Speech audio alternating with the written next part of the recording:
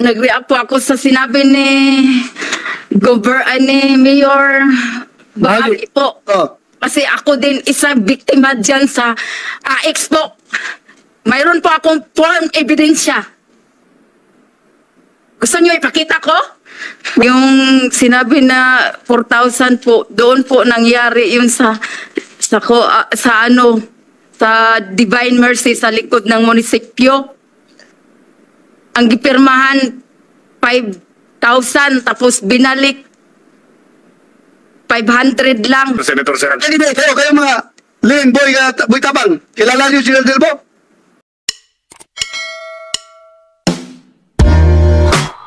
At tapusin, respetuhin lang natin itong nagsasalita. Because mamaya, re-respetuhin rin kayo. Pakikinggan rin namin kayo. So pakinggan muna natin si Mayor na nagsalita. Okay lang? Please refrain from making unnecessary comments. Dahil hindi ito sabungan, ha? Kuan ito, committee hearing ito. Senate committee hearing. Thank you. Please continue. Thank you, Mr. Chair. For a while, Leon, for a while. I apologize po. Emosyonal lang po ang ating mga biktima. I understand. Sorry po. Hindi man ako diretso mag-contempt kagad sa mga tao na yan. Alam natin, this is the first time to be here. Kung hindi lang dahil sa investigation na ito, hindi yan makakarating dito. Kaya hindi nila alam yung ginagawa nila. You are forgiven. Kayo, you are forgiven. That reminder ko lang yun sa inyo na bawal yung ganun, ha? Okay yun. Walang problema. Nag-react sila doon sa statement. Why did they react? What did you say? Leon, ano yung last statement mo bago sila nag-react? Mayor Leone, Bahagi. Sinabi mo? Sir, as I've said, pinabasa ko yung English translation sa Affidavit of Recantation of Certain Wency Rob Somoza. Sandali ha. Sino yung mga nag-react dyan? Para klaro tayo.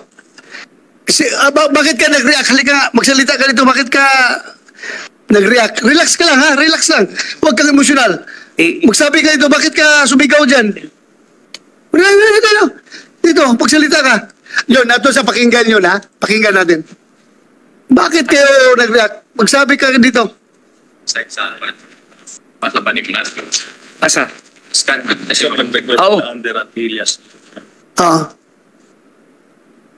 Relax lang. Tagay tubig. Bigyan niyo tubig. Bigyan tubig. Dali, huwag kang umiyak. Relax ka lang. Bigyan ng tubig. Mr. Chairman. Yes, Vice Chairman. May we ask for the presence of the Senate's physician here? May we know from the chairman if the witness has been given the proper oath? Yes. It's done already. Thank you. So, bago, sige lang, pahiluma. Kuha ninyo muna. We'll go back to Mayor Leone Bahagi. Please yun, continue. Thank you, Mr. Chairman. Yes, go ahead. Kinaklaro ko, binabasa ko kanina yung sulat kamay na Affidavit of Recantation of Certain Wency Rob Somoza. And the last paragraph, Mr. Chairman, of that affidavit, translated into English, says that, I declare here now that the affidavit I previously signed is not true. I received the full amount of the assistance according to the payroll signed at MSWD. That is the exact translation of the sulat kamay of this certain fellow that recanted, Mr. Chairman. Yes, Mayor, kung magpatuloy pa itong, mayroon pa tayong next hearing, if we would request you to bring those people, yung nag-recant, madala nyo yan dito? We will para klaro tayo, baka mamaya kaya nag-react ito sila, baka iniisip nila gawa lang yung kahit na totoo official, that's official ha, pero baka mamaya these are only ordinary people na nagre-react, di ba? Patawag natin yung mga tao na yan. Okay, thank you, Mr. Chairman. Yes, actually, as what I've said before, binabasa ko yung affidavit of recantation. Yes, naintindihan kita. I am just speaking in behalf of these people na nag-react ba. Baka yun ang inisip nila. But anyway, pakinggan natin sila later. Pwede na magsalita? Okay na, sige. Bakit kayo nag-react dyan, nagsigawan nung sinabi ni Mayor Bagi? Sunood na pangalan. Pangalan niya mo din. Susan po. Sige. Bakit? Ang tanong ko, bakit kayo nag-react? Nag-react po ako sa sinabi ni ni Mayor Bagi po. Oh. Kasi ako din isa biktima dyan sa AX po. Mayroon po akong form ebidensya. Gusto niyo ipakita ko? Mamaya, I will, Ay, sorry po, sorry. bibigyan kita ng time. Sorry. Isa-isa kayo pasalitain ko. Ang tanong ko lang, bakit kayo nag-react doon sa sinabi niya? Yung binabasa niya is an official statement, affidavit yun. Yun, Ha? react, Official yun. yung sinabi niyang 4,000, yung sinabi na 4,000 po, doon po nangyari yun sa Divine Mercy sa likod ng munisipyo. Ang gipirmahan 5,000 tapos binalik 500 lang. 500 kasi dalawa yung kasamahan kong nagpasali po, si Jocelyn. Anyway, okay na yun, ha? Okay na yun. Papasalitain kita ulit mamaya. Tinapos lang natin itong mga opening statement nila. One by one kayo pagsasalitain ko mamaya para maklaro natin. Ha? You prepare all your statements. Balikan kita, ha? Yes. Parehas mo, inom ka mo ng tubig. Pasensya na po, Senator. Ha? Pasensya na po. Okay lang. Sobra po akong react kasi sinungalingan kung sinabi niya, binaliktad. Naintindihan ko kayo. Naintindihan ko kayo. Huwag kang mag-alala. Ha? Relax lang. Mamaya magsalita ka. Balikan ko lang muna sila dito. So, okay ka na, Mayor Bahagi? I will go to Mayor Desica. You have opening statement? Good morning, all the Senator. Yes. You have the floor. Well,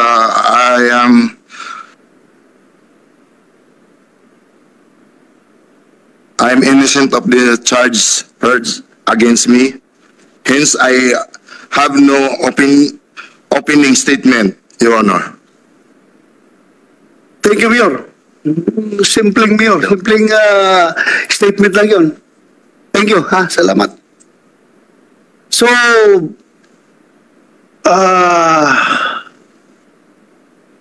paupuin na nyo, Kumsik. Paupuin nyo lahat ng kuwan dito. Lahat ng yung mga resource persons na yan, paupuin nyo dito lahat. Dali na mo, tanan, day, tindog mo, dong. Balhin mo dali. Yes, yun. Mr. Chair, I just would like to inquire if those persons with covered faces has their own affidavit too, which will serve as our guide. Pakinggan na lang natin yung sasabihin nila. Ha? Anyway, klaro mo yan sabihin nila mamaya. Thank you, Mr. Chair. Thank you, Mayor. Anyway, everything that you say here is taken under oath. At alam niyo yung consequences kapag under oath, di ba? Asik Lopez, you want to say something? Mr. Chair, point of clarification lang because we were really taking into records din po yung ating proceeding. The very reason why we're here because of the Asuncion payout.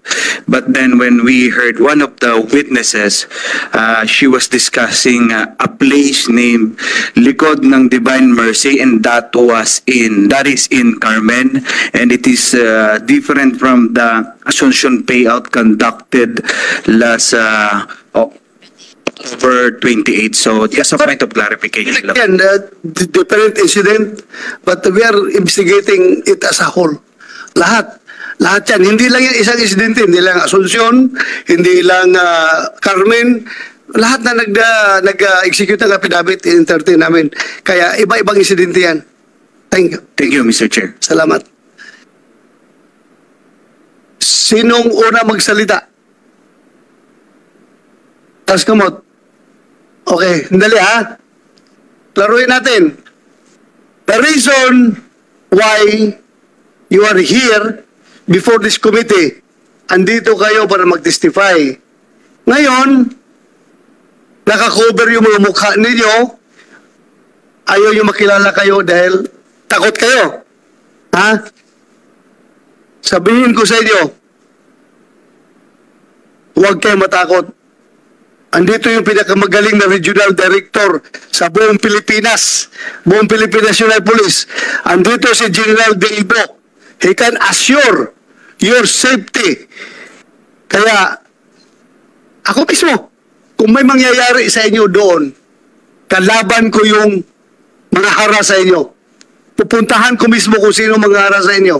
Ha? I'm giving you that assurance. Huwag kayo mag-alala. Baka sabihin nila, ibang tao yan nagsasalita. Huwag kayo matakot. Huwag kayo matakot. Pumunta Mr. Chair. kayo.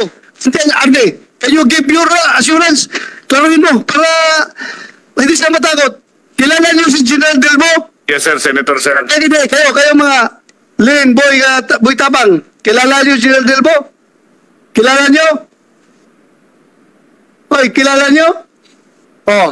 Alam niyo na magaling na opisyal ito, kayang-kaya niya kayo protektahan. Alam niyo yan. So kung may mangyayari sa inyo, siya ang mananagot sa akin. Ha? Klaruhin natin yan. So siguruhin mo, General Dilbo, na wala mangyayari doon sa mga witness na ito. Yes, sir, I will assure you, sir. Okay. At saka PD. Sino PD ng Norte? Siguruhin niyo na hindi maras itong mga batang ito. Yes, sir. Okay? Yes, sir. Okay, thank you. Thank you for that. Sino una magsalita? Mayla, go ahead. Yun, yan yung maganda. Ipakita niyo mukha ninyo. Then because you are telling the truth. If you are telling the truth, huwag kayo matakot. Huwag kayo matakot. Andito na nga kayo eh. Harapin niyo yung katotohanan. Sabihin yung buong katotohanan. Go ahead, Mayla. Ano po, yung mention po ni Mayor na si Wency po, kaibigan ko po yun. Sino? Na-mention ni? Wency po. Na-mention ni Mayor Bahagi. Kaibigan ko po yun. Okay. Sabi ko po siya nag-complain. Okay. Wala pong prinamis na pera. Nagpunta po kami doon kasi biktima kami. Nabiktima po kami ng educational assistance na 10,000 na tatanggap namin. Binigay sa amin yung 10,000. Pero pinapunta kami dun sa isang kwarto. Akala namin pag nakuha na namin yung pera, pwede na kami makalabas. Hindi. Pinapunta po kami dun sa isang kwarto kung saan may tao po dun na kukolektahin yung pera. Pero bago po kami nakapunta dun sa Divine Mercy, pinapunta po muna kami sa nagpunta po kami dun sa Peso po kasi kailangan daw po ng gate pass. Papasok na sana kami sa Divine Mercy pero hindi kami pinapasok kasi kailangan daw ng gate pass. Yan ang sabi yung nagbabantay dun sa gate sa Divine Mercy. Doon po sa Carmen yun. Anong payout ito? Payout ng educational Educational assistance? assistance po. Magkano ang pinirmahan nyo? 10,000. 10,000. So, siguro college student ka na, di ba? First year college. Third year college. First year po. First year. Opo. Were you not aware that before kayo tumanggap ng pera, wala ba kayong usapan sa mga nag-recruit sa inyo na, ito lang pirmahan ninyo, 10,000 ha? Pero ang matatanggap nyo actually is, magkano sabi mo? 10,000 po. 10,000. Yun nga po. Kung sabi mo, pinapasok kayo sa kabilang room, kinuha yung Pera po na 9,000. 9,000? 1,000 lang po yung binigay. 1,000 binigay sa inyo. Opo. Before nangyari yan, wala ba kayong usapan na ganito ang resmit natin, ha? Ibalik nyo yung 9,000 sa amin, Yeah. 1,000 na sa inyo. Pagpunta po namin doon sa Peso, sa likod po ng munisipyo namin doon. Nandun po yung mga admin, nagbibigay ng gate pass. Admin, sino yung admin na yun? Jerry na lupa po. Ha? Jerry na lupa. Jerry na lupa. Jerry Lalupa. Na lupa po. Lalupa. Na lupa. Lalupa. Opo. Saan siya ngayon? Hindi ko po alam. So kilala mo talaga ito na Jerry Lalupa pangalan niya? Kasi namukhaan ko po siya. Siya po nagbigay sa akin ng gate pass. Tapos sabi niya sa akin, na-briefing ka na bagang. Ha? Na-briefing na kagang. Na-briefing ka na gang. Yun po yung sabi niya. So, Oh. hindi ko po alam kung anong briefing yung sinasabi niya. Pero baka hindi niya po ako bigyan ng gate pass pag hindi ako nag-oo eh. So, ano na lang po ako, nag-oo po ako, nabigyan ako ng gate pass, nakapasok ako sa Divine Mercy, tapos ni-review po na yung mga documents na naipasa namin para Hindi mo tinanong kung anong briefing. Wala kang tinanong. wala po kung tinanong kung anong briefing kasi wala po talaga akong alam. Kasi ang alam ko lang po, kukuha po ay makakatanggap po kami ng educational assistance. Okay, continue. Pagkapasok po namin doon, na-review na po yung mga documents namin, na okay na po, pinatawag na kami by batch. Mga 10 po kami pinapasok doon mismo sa office na nandun sa Divine Mercy. Nandun po sa table, nakalatag po yung mga papers po doon na may mga pangalan ng mga beneficiaries. Divine Mercy, eskwelahan ito? Hindi po. Ano yan? Simbahan? Likod po ng Munisipyo ng, Carmen po. likod ng munisipyo ng Carmen, Opo. meron Divine Mercy. Opo. Ano yun siya? Kapilya? Islet po. Ha? Islet. Ha? Divine Mercy Islet po. Islet. Pero Office of the Mayor na po ngayon. Office of the Mayor. Ano, you confirm, Mayor Bagi, merong Divine Mercy, ano yan siya? Thank you, Mr. Chair. Yeah. Bago ko po sagutin yung tanong ni Mr. Chair, gusto ko lang klaruhin, hindi ko yung statement, Mr. Chair, yun yung statement ni Wency, sulat kamay niya, nag-translate ko na. So that I wanted to make for record. The committee recognizes that appreciation na yan, affidavit niya. Tanong ko lang is, yung sabi, Divine Mercy, ano yan siya? Yes, Mr. Chairman, ang Divine Mercy, the DMI, lugar kung saan nakatayo yung isang function hall namin. Function hall, sa likod lang ng munisipyo. Okay. Then within the function hall, there is a room that has a restroom. Okay. Thank you, Mr. Chair. Thank you for that clarification. Continue, Pagkapasok po namin doon, nandun po yung table na maraming mga papers po na nakasulat yung mga pangalan ng beneficiaries at kung magkano po yung matatanggap nila. Nung natawag na po yung pangalan ko, binulangan po ako ng pera sa harapan ko, 10,000 po yung binigay. Nung pagkakuha ko na po ng pera, babalik na po sana ako doon sa pinasukan ko na door, pero hindi po ako doon pinapunta. May tumawag po sa akin na lalaki, sabi niya, gang dala nga door agi, itinuro niya po yung door na, yung sinabi po ni Mayor na may room pa po doon na doon po kami napasok. Hindi po kasi siya makikita sa labas kung may tao ba doon. Wala kasi tinted po yung yung glass. Pagkapasok po namin doon, may babae po isa sa table and may isa din pong lalaki doon sa gilid niya. Tinanong po ako ng lalaki kung nasan yung pera ko. Ipinakita ko lang po, tapos kinuha niya sa kamay ko. Binilang niya yung pera, kinuha niya yung 9,000, ibinigay niya sa akin yung 1,000, tapos sabi niya pwede ka na mag-exit. Sino yung lalaki na yun? Hindi ko po kilala yun eh. Hindi mo kilala? Bakit mo binigay? Kasi akala ko po, kasi baka staff po siya ng condon kasi nandun po sila mismo sa venue eh. Ikaw lang ang kinuna ng 9,000, Mayla? Hindi lang po ako, madami po kami. Hindi niya nakilala kung sino yung lalaking kumuna ng 9,000. Hindi po. Kasi bakit po sila makakapasok doon kung hindi po sila staff? Sa tingin mo, sino? Staff nino? Staff po ng municipality po namin. Sa Carmen po. Sa? Carmen. Meron bang ganun, Mayor? Thank you, Mr. Chair, Your Honor. Actually, ngayon ko lang nalaman na yung incident na yan. But as far as I can recall, wala akong natanggap na text, reklamo man lang during those days na ang lugar na ginasabi nila is just 25 meter away from the police station. Mr. Chair. Kailan nangyari itong payout ito? October 29 po kami na payout. Hindi ba kayo nagreklamo? Na alam niyo na 10,000 ang kukunin ninyo, tapos biglang kinuha ng isang lalaki, isang stranger, kamo, na 9,000 at 1,000 lang natira sa inyo. Hindi ba kayo nagreklamo? sa DSWD o kung kanino man. Kaya po nagpunta po kami kay Kuya Gov po, Mayor? kay Governor po. Nagpunta kami kasi nakita po namin yung live niya na kung sino yung mga biktima ng Tiga saan ka, Mayla? Carmen po. At tiga Carmen. Ba't hindi ka pumunta kagad si Mayor? Kasi po, wala naman po siya dun sa Baka po kasi pag pumunta kami dun, kasabot po siya.